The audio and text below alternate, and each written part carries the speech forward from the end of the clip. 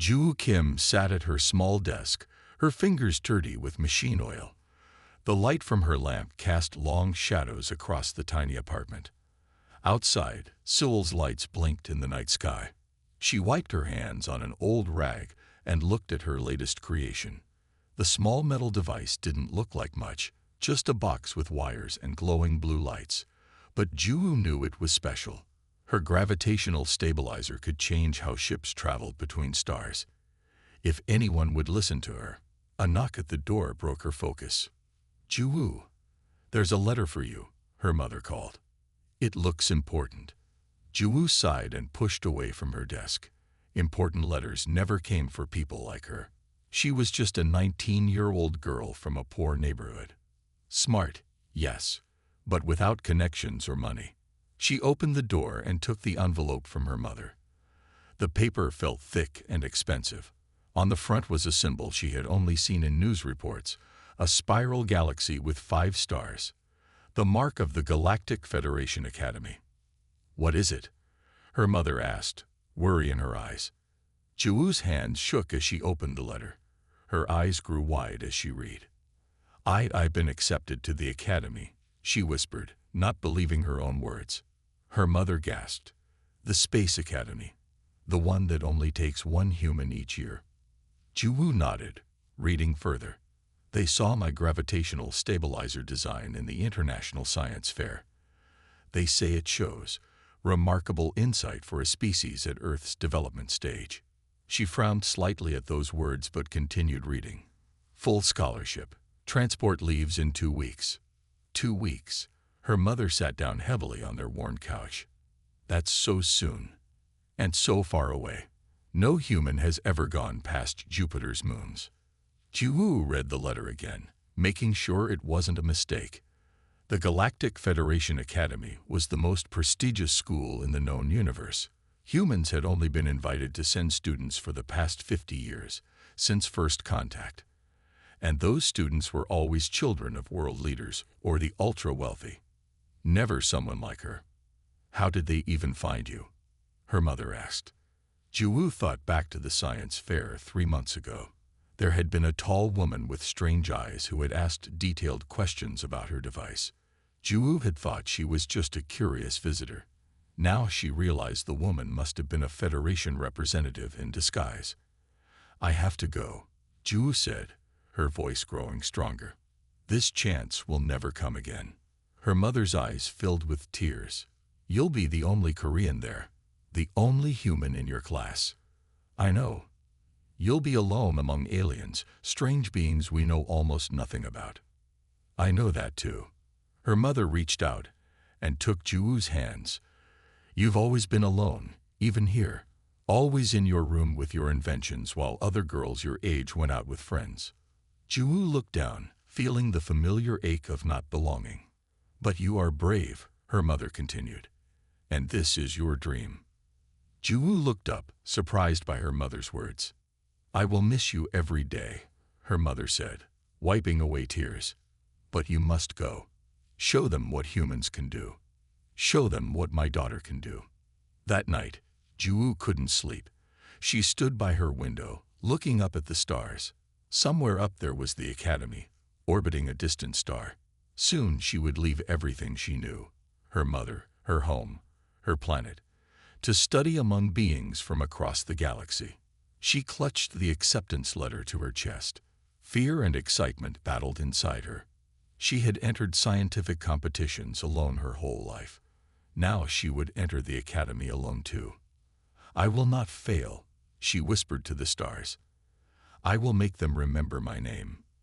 She didn't know then how true those words would become. The transport ship hummed as it slowed near the academy station. Juwoo pressed her face against the small window, her breath fogging the glass. The academy was massive.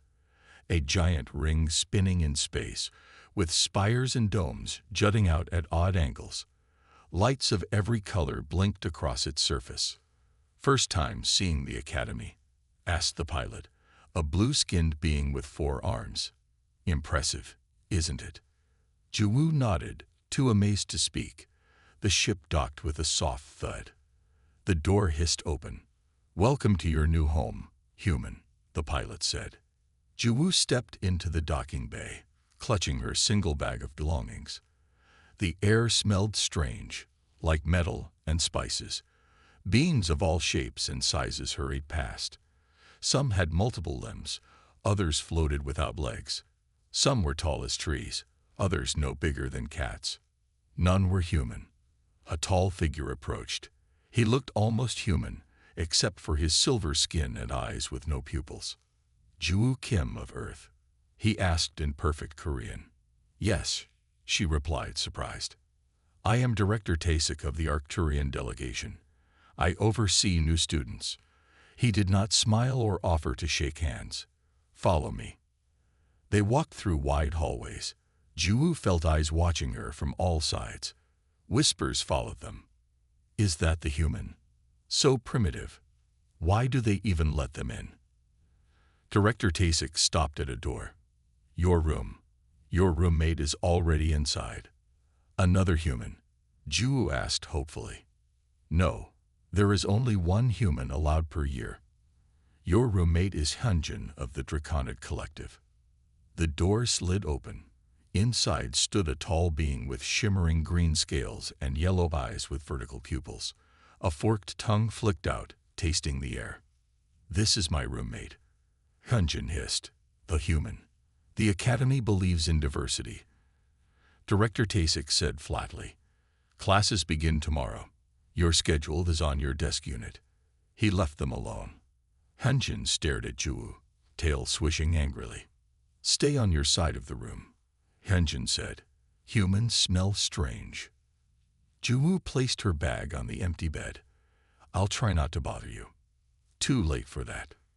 The next morning, Juwu followed her map to the engineering classroom. The room was circular, with floating desks arranged in tiers. Students turned to stare as she entered. She found an empty seat and sat down. A large beam made of what looked like living crystal floated to the center of the room. I am Professor Do-yeon, he said, his voice ringing like bells. Today we begin our study of advanced propulsion systems. Juwu listened carefully, taking notes. Much of it was new to her, but the basic principles matched what she had studied on Earth. The problem, Professor Do-yeon continued, is gravitational instability during warp transition. No one has found a reliable solution. Juwu's heart raced. This was exactly what her device addressed. She raised her hand. Professor Do-yeon's crystal facets shifted. The human wishes to speak. Very well. On Earth, I designed a gravitational stabilizer that might help. Juwu said, her voice shaking slightly. It uses magnetic fields to... You misunderstand. Professor Do-yeon interrupted. We are discussing actual science, not primitive Earth theories. The class laughed. Juwu's face burned with shame.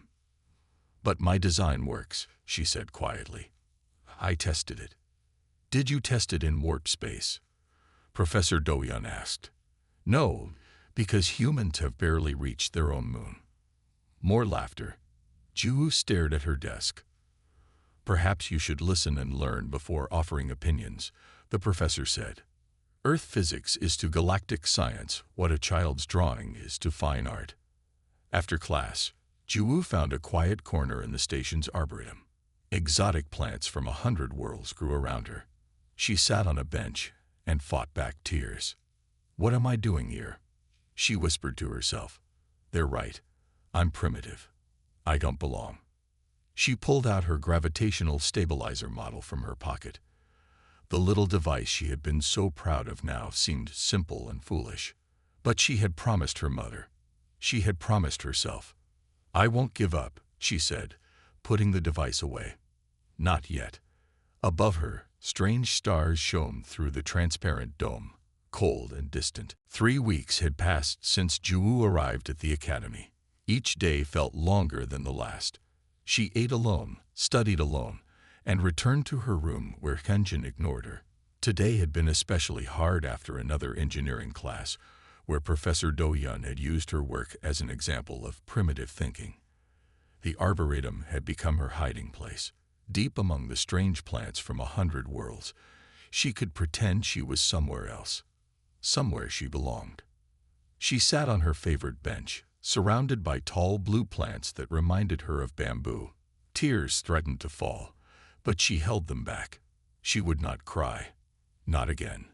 A crash and a curse in an unfamiliar language made her look up. Through the blue stalks, she saw someone struggling with what looked like a small engine. Parts were scattered across the ground. Curious, Ju moved closer. The being working on the engine had feathers instead of hair, in brilliant shades of orange and gold. When he turned, she saw a face that was almost human, except for large, owl-like eyes and a small beak where a nose and mouth should be. He didn't notice her as he tried to fit two parts together. They wouldn't connect properly, and he let out another frustrated sound. "The polarity is reversed," Ju said without thinking. The feathered being jumped in surprise, dropping the parts. His large eyes blinked at her. "What did you say?" he asked in the common language of the academy. Ju wished she had stayed quiet, but it was too late now. "The magnetic coupler," she explained, pointing.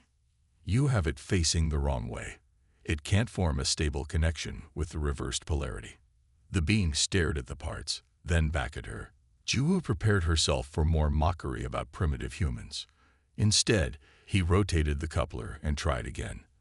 The parts clicked together perfectly. The small engine hummed to life, glowing with soft blue light. "It works," he exclaimed, then looked at Ju with new interest. "How did you know?" "We have similar technology on Earth," she said, "just less advanced." "I'm Sun Wu of the Pinnacle Collective," he said, his feathers fluffing slightly in what seemed like embarrassment. "Third-year propulsion engineering." Ju Kim. "From Earth. First year." The human student. Sun Wu's eyes widened further. "I've heard about you." Ju looked away. "I'm sure you have.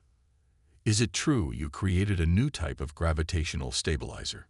he asked, surprising her again. "Yes, but Professor Do-Yun says it's worthless." Sun Wu made a chirping sound. "Do-Yun thinks most students' ideas are worthless." "May I see it?" Hesitantly, Ju pulled the small device from her pocket. Sun Wu examined it carefully, turning it over in his four-fingered hands. "Simple," he said finally, "but elegant. The approach is different from anything I've seen." "Different bad?" Ju asked. "Different interesting," he corrected. "I'm working on a team project for the midterm competition. We need a fresh perspective." He paused, looking at her directly. "Would you join us?" Ju couldn't believe what she was hearing. "You want me on your team? A human?" "I want you on my team because you just solved in seconds what I've been struggling with for hours," Sun Wu said. "Species doesn't matter. Good ideas do." For the first time since arriving at the academy, Ju felt a spark of hope. The next day, Sun Wu introduced her to his team. They worked in a small lab away from the main engineering halls. Some team members were doubtful at first, watching Ju carefully as she examined their project, a new propulsion system for small scout ships. But when she suggested a simple change to the energy flow that increased efficiency by 18%, their attitudes began to shift. "The human has good ideas," one whispered to another. "Her name is Ju," Sun Wu corrected firmly. By the end of the week, they had completed the project. When they demonstrated it to the engineering faculty, even Professor Do-Yun looked impressed, though he said nothing directly to Ju. As they left the demonstration hall, Sun Wu bumped his shoulder gently against hers, a pinnate gesture of friendship. "This is just the beginning," he said. Ju smiled. For the first time, she didn't feel quite so alone. 2 months into her time at the academy, Ju was no longer completely alone. Thanks to Sun Wu, she had a small circle that accepted her. Even her roommate, Hyunjin, had begun to speak to her occasionally, usually to complain about the room temperature, but it was progress. Late one night, Ju was in the archives researching for her latest project. The archive was vast, a circular room with data terminals that reached to the high ceiling. At this hour, it was empty. Access denied, the computer told her when she tried to open a file on warp field theories. Juwu frowned. She needed that information for her class. She tried another approach, using a search method she had learned from Sunwoo. The screen flickered, and suddenly different files appeared. "That's strange," she whispered, looking at file names she had never seen before. One caught her eye. Earth Containment Protocol. Her heart beating faster, Juwu opened it. Pages of text and diagrams filled the screen. As she read, her hands began to shake. The file detailed plans to keep Earth isolated, to limit human technology, and to prevent humans from advancing too quickly. It mentioned the dangerous adaptive potential of humans and the need to manage their development. "This can't be real," Juwu whispered. A noise made her look up. She quickly closed the file and pretended to work on her project. A tall student with silver skin and 4 eyes entered. Juwu recognized him. Minseo, from an advanced class. He came from a powerful Centaurian family. He walked past her without a glance. Juwu gathered her things and left quickly. The next day in the engineering lab, Juwu told Sunwoo what she had found. "Are you sure?" he asked, his feathers flat against his head in concern. "I saw it clearly," she insisted. "The Academy has been holding Earth back on purpose." "This is dangerous information," Sunwoo warned. "The Centaurians control the Galactic Council. If they're behind this—" Before he could finish, a small explosion rocked their workstation. Smoke filled the air. Juwoo's project was destroyed. "Just an accident," said the lab supervisor later. "Faulty wiring." But Juwoo knew better. She had checked that wiring herself. Over the next week, more accidents happened. Her data was erased from the school system. Her environmental suit failed during a spacewalk training, nearly killing her before Sunwoo noticed and helped her back inside. "Someone is targeting you," Sunwoo said as they sat in the arboretum. "It has to be connected to what you found." "But why?" Juwoo asked. "I'm just one human student." "Maybe it's not about you specifically," came a voice from behind them.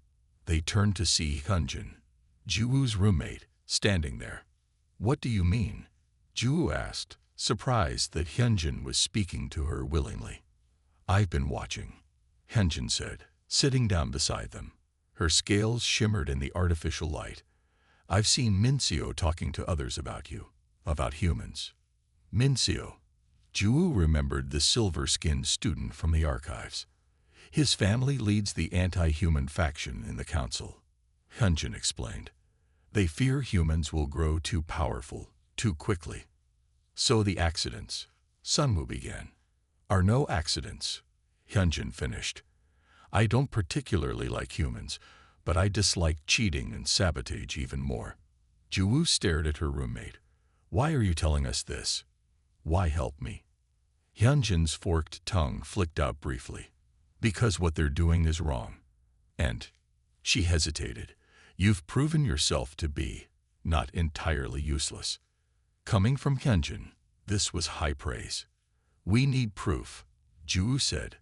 "Evidence of the sabotage and the containment protocol." "That won't be easy," Sunwoo warned. "If we're caught looking into this, they could expel you, or worse, cut off Earth from the Academy completely." Juwoo thought of home, of her mother, of all the humans who might never get the chance she had if Earth was isolated. "We have to try," she said firmly. "Not just for me, but for Earth." Hyunjin nodded slowly. "I know ways to access restricted areas. My people are good at getting into places." For the first time, Juwoo saw respect in her roommate's reptilian eyes. "Then we work together," Juwoo said, looking from Sunwoo to Hyunjin. 3 different species, united by a common purpose. The odds were against them, but Juwoo felt stronger than she had in months. "We expose the truth," she said, "no matter what." "Attention all students," Director Tasik's voice echoed through the academy halls. "The Centennial Engineering Competition is now open for entries." Juwoo looked up from her breakfast. Around her, the dining hall buzzed with excitement. "What's the centennial competition?" she asked Sunwoo, who sat across from her. "It happens once every 100 years, he explained, his feathers quivering with excitement. "The biggest challenge in the Academy. This year, they want solutions for the Praxis Nebula collapse." The Praxis Nebula. A massive cloud of gas and stars on the edge of Federation space. Hyunjin joined in, setting her tray beside Juwoo's. Over the past weeks, the reptilian student had become an unlikely friend. "It's becoming unstable. If it collapses completely, 5 inhabited systems will be destroyed." Juwoo's eyes widened. "That's terrible. Can't they evacuate?" "Too many planets, too many people," Sunwoo said. "And no one has ever found a solution in the competition's history. It's considered impossible." Juwoo was quiet for a moment. Then she said, "My gravitational stabilizer might help." Hyunjin's forked tongue flicked out in surprise. "The same device Professor Do-yeon mocked. How would that help a nebula?" "It would need to be bigger, much bigger," Juwoo admitted. "But the principle is the same. Control gravity, control a collapse." "You're not seriously thinking of entering?" Sunwoo asked, his large eyes blinking rapidly. "Why not?" Juwoo felt a spark of determination. This could prove what humans can do. "It could also make you an even bigger target," Hyunjin warned, lowering her voice. "Min-seo and his friends are still watching you." Since discovering the conspiracy, they had gathered small pieces of evidence. Not enough to prove anything yet, but enough to know they were right. "I have to try," Juwoo said firmly. Later that day, she registered her team for the competition. To her surprise, both Sunwoo and Hyunjin agreed to join her. "We need one more member," Juwoo said, looking at the rules. "Teams must have 4 students." "I might know someone," Sunwoo offered. The next day, he brought a new student to their meeting place in the Arboretum. The being looked like walking crystal, with a body made of clear, blue-tinted facets that caught the light. He had no visible mouth, but a voice emerged from him somehow. "This is Jihoon," Sunwoo introduced. "He's a Nebulan. They understand gravity better than any species. Why would you help us?" Juwoo asked directly. "You know I'm human." Jihoon's crystal body pulsed with soft light. "I have followed your work. Your thinking is different, fresh, not bound by traditional approaches." He means he likes that humans are too ignorant to know what's impossible. Hyunjin translated with a hiss that might have been a laugh. "That is one way to put it," Jihoon agreed. "Also, my people value fairness. What is happening to you and to Earth is not fair." With their team complete, they began to work, but finding space to work was hard. Main labs were always watched, and Min-seo's friends seemed to be everywhere. "We need somewhere private," Juwoo said after a third interruption. "I know a place," Hyunjin said. "The old maintenance level. No one goes there anymore." The abandoned level was dusty and dark, with old equipment scattered about. But it had power and basic tools. It became their secret workshop. For weeks, they worked whenever they could slip away. Juwoo adapted her stabilizer design, making it larger and more powerful. Jihoon provided crucial insights about gravity fields. Sunwoo handled the energy systems, while Hyunjin's nimble claws were perfect for the delicate assembly work. Their prototype grew, a network of small devices that, when placed in the right pattern, could create a gravitational web to hold the nebula together. "It's working," Juwoo exclaimed one night, as their simulation showed the nebula stabilizing. That's when they heard footsteps. The door to their workshop slid open. Min-seo stood there, his silver face reflecting their shock. "What have we here?" he said coldly. "A human trying to save a nebula. How amusing." Behind him stood 2 security officers. "This area is restricted," one said. "All of you are in violation of Academy rules." Juwoo watched in horror as one of Min-seo's companions reached for their prototype. Everything they had worked for was about to be destroyed or stolen. She had to make a choice, and fast. Juwoo stepped forward, placing herself between Mincio and their prototype. "This is our competition entry," she said, her voice stronger than she felt. "We have every right to work on it." In a restricted area, Mincio's silver face showed no emotion, but his voice carried mockery. "Using stolen parts." "We didn't steal anything," Sunwoo protested, his feathers rising in anger. Mincio ignored him, focusing on Jiwoo. "Security will confiscate your project while they investigate this violation." Jiwoo felt panic rising. Weeks of work, gone. But then Hyunjin stepped forward, her scales shimmering in the dim light.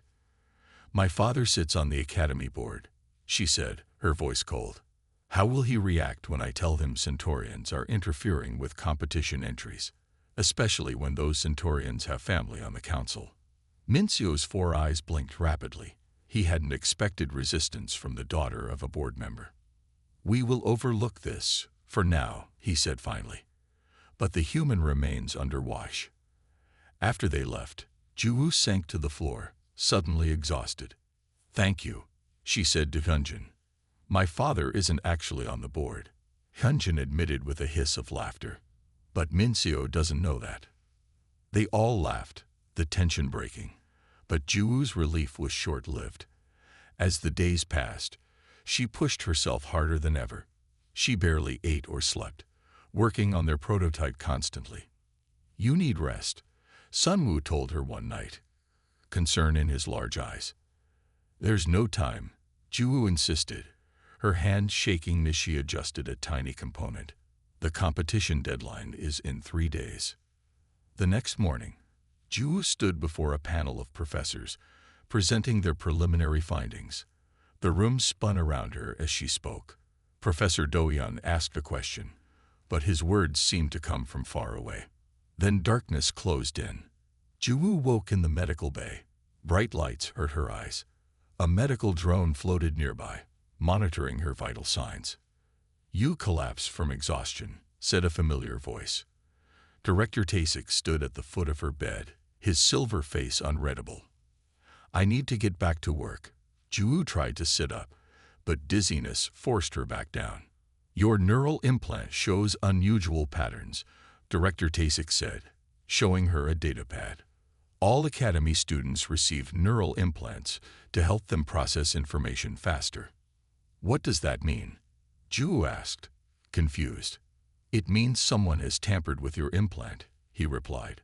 "It's been modified to induce stress and confusion, to make you fail." Jiwoo stared at him, shocked. "You know about this, about what's happening to me?" Director Tasik was quiet for a moment. Then he said, "I've been investigating independently. The situation with Earth is complicated because of the containment protocol." Jiwoo asked boldly. His eyes widened slightly. "You know about that?" Then he sighed. "Yes, some in the council fear humans. They believe you advance too quickly, adapt too well. They worry what will happen when humans fully join galactic society. So they sabotage us, keep us isolated." Anger gave Jiwoo strength. "That's wrong." "Yes," he agreed, surprising her. "But there's more. Have you heard of the Archivist prophecy?" "The what?" "An ancient prediction. The last species to join the stars will guide them through the coming darkness. Some believe this refers to humans. They fear what it means." Jiwoo lay back, trying to process this new information. Her head pounded. But through the pain, she watched the rhythm of her heart monitor. The pulses moved in waves, rising and falling, like the gravity waves in the nebula. Suddenly, she saw it, the solution they had been missing. Not a static web to hold the nebula, but a pulsing one that could adapt to the changing pressures. "I need to go," she said, sitting up despite the dizziness. "I know how to fix our prototype." "You need rest," Director Tasik protested. "There's no time," Jiwoo insisted, disconnecting the monitors. "The nebula is collapsing. People will die." She looked directly at him. "Isn't that more important than some prophecy or someone's fear of humans?" Director Tasik was silent for a long moment. Then he reached out and adjusted something on her neural implant controls. "The interference is temporarily blocked," he said, "but I cannot help you directly. Too many are watching." Juwoo nodded. "Thank you." As she hurried back to their workshop, her mind raced with new possibilities. They had 3 days until the competition deadline. 3 days to prove humans belonged among the stars. This time, she wouldn't fail. The Grand Hall was packed with students, professors, and officials from across the galaxy. It was competition day. Teams waited nervously to present their solutions for the Praxis Nebula collapse. Juwoo stood with her team behind the stage. Their prototype, a circular arrangement of small devices connected by glowing blue lines, sat on a hovering platform beside them. "Are you sure this will work?" Hunjin asked, her tail twitching with anxiety. "It will work," Juwoo said with quiet confidence. For the past 3 days, they had worked non-stop to rebuild their design with the new pulsing pattern she had envisioned. Sunwoo peeked out at the audience. "The entire Academy Council is here," he whispered. "And look, that's the Galactic Federation ambassador." Juwoo felt her mouth go dry. This was bigger than she had realized. Team 17, prepare to present, called an official. As they waited for their turn, Juwoo noticed Mincio watching them from across the room, his silver face tight with anger. He had entered the competition too, his team presenting just before theirs. Mincio's solution was impressive. A series of massive shield generators that would create a barrier around the inhabited systems, protecting them when the nebula collapsed. "A practical approach," the head judge commented, "though it abandons the nebula itself. Some things cannot be saved." Mincio replied smoothly, "Better to protect what matters most." Then it was Juwoo's team's turn. They wheeled their prototype onto the stage. Juwoo stepped forward to the speaker's platform, trying to control her shaking hands. The audience stared at her, the human, the primitive, the outsider. "Our solution does not abandon the nebula," she began, her voice growing stronger as she spoke. "Instead, it works with the natural forces already present." She activated their prototype. The devices hummed to life, creating a miniature model of the Praxis Nebula above them. Gasps filled the hall as they watched the tiny gas clouds swirl and pulse. "The problem isn't just instability," Juwoo explained. "It's rhythm. The nebula pulses, like a heart. Previous attempts to stabilize it used static fields, fighting against this natural rhythm." She pressed a button, and their devices began to pulse in sequence. "Our gravitational web pulses too, matching the nebula's own rhythm, and gradually guiding it back to stability." The model above them changed, the violent swirls of gas settling into a stable, gently pulsing cloud. "The design is inspired by ancient Korean naval architecture," she continued, nodding to her heritage. "Ships built to move with waves rather than against them." The judges leaned forward, clearly interested. But then Mincio stepped to the front of the audience. "A pretty light show," he said loudly. "But surely a human's understanding of nebula physics must be limited." Murmurs spread through the crowd. Juwoo felt her confidence waver. "If you're so certain it won't work," she said suddenly, "come test it yourself." A surprised hush fell over the hall. Challenging a judge was unheard of. Mincio's 4 eyes blinked in surprise, but he couldn't back down now. He walked onto the stage. "What would you have me do?" he asked coldly. "Try to destabilize our model," Juwoo said. "Push it out of balance." Mincio reached out and deliberately disrupted one of the devices, pushing it out of alignment. The nebula model flickered, swirling faster for a moment. But then, to everyone's amazement, the other devices adjusted their pulse rate. The system compensated, and the model stabilized again. "It adapts," Juwoo explained, unable to keep a smile from her face. "Just like the real nebula would. Just like humans do." She looked directly at Mincio. "I added that feature after experiencing months of sabotage. I learned that systems must adapt to survive." Mincio's face darkened, but he could say nothing without admitting his guilt. The head judge stood. "This is remarkable work. A viable solution at last." Applause filled the hall. Ju saw Sunwoo's feathers puff with pride. Hyunjin's scales shimmer with excitement, and Jihoon's crystal body pulse with bright light. But as the judges conferred, Ju noticed worried looks passing between the council members. "The solution is viable," one council member said finally, "but implementation on a nebula scale would require resources and approval that we cannot grant without further security considerations." Juwoo's heart sank. They had proven their solution worked, but the council, influenced by those who feared human advancement, would still block them. The victory felt hollow as she realized how deep the conspiracy truly ran. 3 days after the competition, Ju sat with her friends in the dining hall. Despite their technical victory, the council had not approved their solution. The team felt defeated. Ju was about to respond when all the screens in the hall suddenly lit up. It was an emergency broadcast. The face of a panicked news reporter filled the screens. "Breaking news from the Praxis sector," the reporter said. "The nebula collapse has accelerated beyond all predictions. 3 inhabited worlds are in immediate danger. Evacuation efforts are underway, but authorities say there isn't enough time to save everyone." The dining hall erupted in shocked conversations. Juwoo and her team exchanged looks of horror.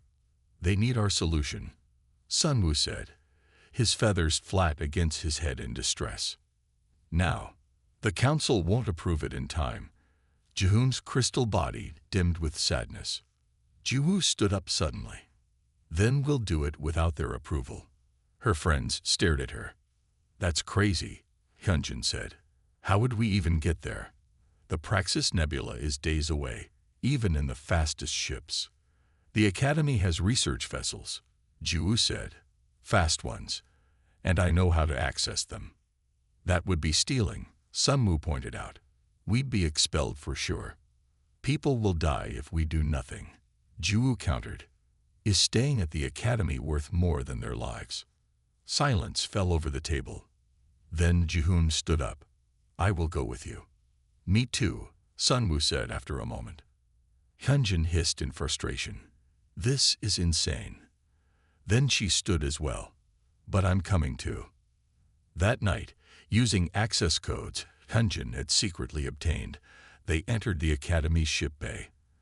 The research vessel Horizon sat ready for departure. Juwoo's heart raced as they snuck aboard. "I can fly this," Sunwoo said, sliding into the pilot's seat. His people were natural pilots. Juwoo loaded their prototype onto the ship. They had brought all the components needed to build a full-scale version. It would be difficult, but they had to try. As the ship's engines fired up, alarms began to blare throughout the bay. "They've detected us," Hyunjin warned. "We need to go now." The Horizon shot out of the bay and into open space. Behind them, Academy security vessels began to launch in pursuit. "Maximum speed," Ju ordered. Sunwoo pushed the engines to their limits, and the stars blurred around them as they jumped to warp speed. 2 days later, they arrived at the Praxis Nebula. The sight took their breath away. The massive cloud of gas and stars churned violently, waves of energy pulsing through it. Near its edge, they could see the 3 threatened worlds, glowing like small jewels. "We need to place the devices in these positions," Ju said, showing a map she had calculated. "It will create a web large enough to stabilize the critical sections." They worked frantically, using the ship's equipment to build larger versions of their prototype devices. Then they sent them out into the nebula, guiding them into position with the ship's tractor beams. "The nebula is more unstable than we thought," Jihoon warned, his crystal body pulsing with worry. "The calculations need to be adjusted." Jiwoo realized their original plan wouldn't work fast enough. "I need to recalibrate them manually," she said, from inside the nebula. "That's too dangerous," Sunwoo protested. "There's no other way," Jiwoo insisted. She took a small shuttlecraft deep into the swirling gases. The forces buffeted the tiny craft violently. Using remote controls, she adjusted each device, one by one, tuning their pulses to match the nebula's chaotic rhythm. Suddenly, a new ship appeared on their sensors. "Academy Security has found us," Hyunjin called over the comm. "They're ordering us to stop immediately." Juwoo's heart sank. So close to success, yet now they would be stopped. But then the incoming ship sent a message. To everyone's shock, it was Minseo's voice. "My siblings are on the third planet," he said, his voice tight with fear. "The evacuation ships can't reach them in time. Please, don't stop." Juwoo couldn't believe what she was hearing. Her enemy was now asking for her help. "I won't stop," she promised. "But I need help with the final calibrations." After a moment of silence, Minseo replied, "Tell me what to do." Working together, they positioned the last devices. The nebula churned around them, growing more violent by the minute. Just as they activated the system, a massive energy wave hit both their ships, damaging their engines. The gravitational web hummed to life, pulsing in rhythm with the nebula. Slowly, the violent churning began to calm. They had succeeded, but at a price. Both ships were drifting, damaged, their communication systems failing. "We saved them," Juwoo whispered, looking out at the now stabilizing nebula. "But we may never make it back." 3 weeks passed with no word from Juwoo or the others. At the academy, rumors spread. Some said they had died in the nebula. Others claimed they had fled to avoid punishment. The council called an emergency session to discuss the unauthorized mission and the nebula stabilization. The grand hall was filled with officials, professors, and students. Director Tasik stood at the center, his silver face grim. The actions of these students were reckless and against all academy rules, a council member was saying. However, we must acknowledge that their solution has worked beyond all expectations. The Praxis Nebula is stable for the first time in centuries. But what of the students themselves? Professor Do-hyun asked. "We've had no contact for 3 weeks. We must presume they are lost." A murmur of sadness spread through the hall. Even those who had mocked Juwoo felt the weight of her sacrifice. Suddenly, every screen in the hall flickered. Static filled the displays, then cleared to show a familiar face. "This is Juwoo Kim," she said, her image grainy but unmistakable. "Can you hear us?" The hall erupted in shocked exclamations. "We receive you." Director Tasik responded quickly. "Where are you?" The camera pulled back to show Juwoo was not alone. Sunwoo, Hyunjin, Jihoon, and even Minseo stood with her in what looked like a makeshift control room built from salvaged ship parts. "We're inside the nebula," Juwoo explained. "We've established an observation post using components from both our ships." "Impossible," Professor Do-hyun whispered. "The forces inside the nebula would destroy any structure." "Not if you understand how to work with those forces," Juwoo replied with a small smile. "Our gravitational web doesn't just stabilize the nebula. It creates safe zones within it." She showed them readings from their instruments. The nebula was not just stable, it was settling into a new, sustainable pattern. "We've discovered something else," Minseo added, surprising everyone by standing shoulder to shoulder with Juwoo. "The energy patterns within the stabilized nebula can be harvested. It could power half the Federation for centuries." The council members looked at each other in amazement. This was beyond anything they had expected. "A rescue ship will be sent immediately," the head of council declared. 1 month later, the Academy held a special ceremony. The Grand Hall was decorated with the flags of all Federation worlds, including, prominently displayed for the first time, the flag of Earth. Juwoo stood with her team on the stage. They had been retrieved from the nebula 2 weeks earlier. Instead of punishment, they had returned to find themselves heroes. The planets they had saved had demanded they be honored for exceptional courage, innovation, and service to the Federation. Director Tasik announced, "I present the Order of the Cosmos, our highest honor, to Juwoo Kim of Earth." He placed a medallion around her neck. It was the first time a human had ever received this honor. In addition, he continued, the Council has approved the establishment of the Praxis Research Institute to be led by this team. And, he paused significantly, Earth's status in the Federation has been elevated. The containment protocol has been officially ended. Applause filled the hall. Jiwoo saw Mincio nodding in approval. Their time together in the nebula had changed him. He had seen firsthand what humans could accomplish. Later, as the celebration continued, Jiwoo's communication device beeped. A message from Earth appeared on the screen. She read it, her eyes widening. "What is it?" Sunwoo asked. "The Academy has approved hundreds of new human applicants for next term," she said, her voice filled with wonder. "Earth will have a full delegation, not just one student." She looked around at her friends, the feathered Sunwoo, the reptilian Hyunjin, the crystalline Jihoon, and even the once hostile Mincio. Together, they had changed history. "Next week, I return to Earth briefly," she told them. As humanity's first ambassador to the Federation. Hyunjin's forked tongue flicked out in amusement. Not bad for a primitive human. Jiwoo laughed. "I entered the Academy alone," she said softly. "But no human will ever have to again." She looked out at the stars visible through the Grand Hall's dome. Somewhere out there was Earth, her first home. And somewhere out there was the nebula, her moment of triumph. Both were part of her story now. The story of a legend.